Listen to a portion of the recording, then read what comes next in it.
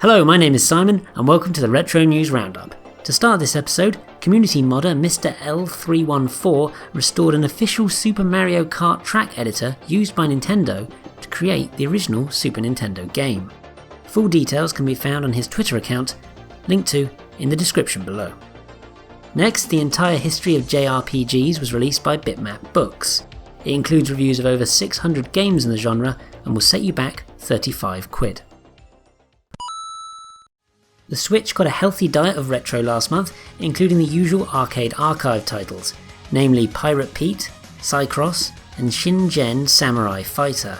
But the eShop also welcomed tarted up versions of Destroy All Humans and Tony Hawk's Pro Skater 1 and 2. The PS4 got a trio of arcade archive titles too, including Shingen Samurai Fighter, Cycross and Pirate Pete. So yeah, the exact same three as the Switch. I could have probably made this bit more concise. Oh, and the PS4 also received the HD re-release of Ty the Tasmanian Tiger 2, Bush Rescue. Then there were 3 titles that were released across the PC, Xbox One, Switch and PS4. They included a double pack of Zombies Ate My Neighbours and Ghoul Patrol, Alex Kidd in Miracle World DX, and Ninja Gaiden Master Collection. And finally for this segment, Super Hunchback randomly lolloped onto Steam. I made a video on that game actually, a link can be found at the end. It's great. Maybe. Just one piece of hardware news this month, and it's that pre-orders have opened for the Taito Arcade Selection Egret 2 mini console. It's filled with many 80s coin-op titles, but there's no sign of a release date for it for the West just yet. So Much 8-Bit Homebrew was released last month, and the Commodore 64 led the way with 7 new titles released in June. These include Gyro Run, Ninja Carnage, Don't Break the Balls, Nixy the Glade Sprite, Kong, Lost Realms of Murkasada Episode 1, and Lady Pack.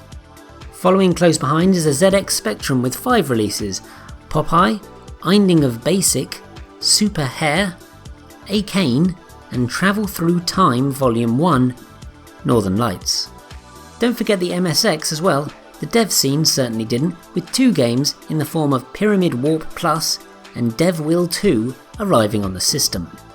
To round off the new releases, Stop the Express pulled into the Commodore Plus 4 station, Henry's House settled down into the Commodore Amiga, and Silk Dusk floated onto a range of systems, including the C64, VIC-20, C128, Plus 4, Amiga, CPC 6128, MSX, ZX Spectrum 48K, and MS-DOS.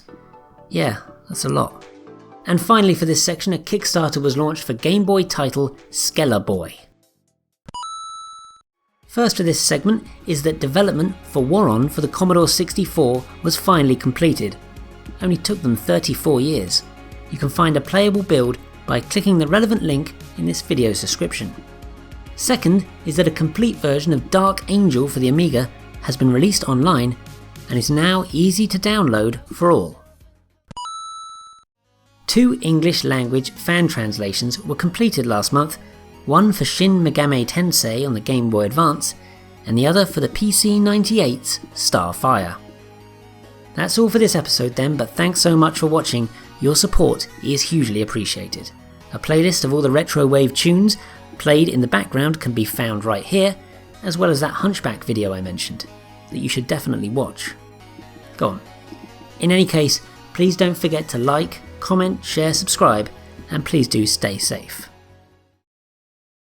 I hear you are looking for able-bodied comrades.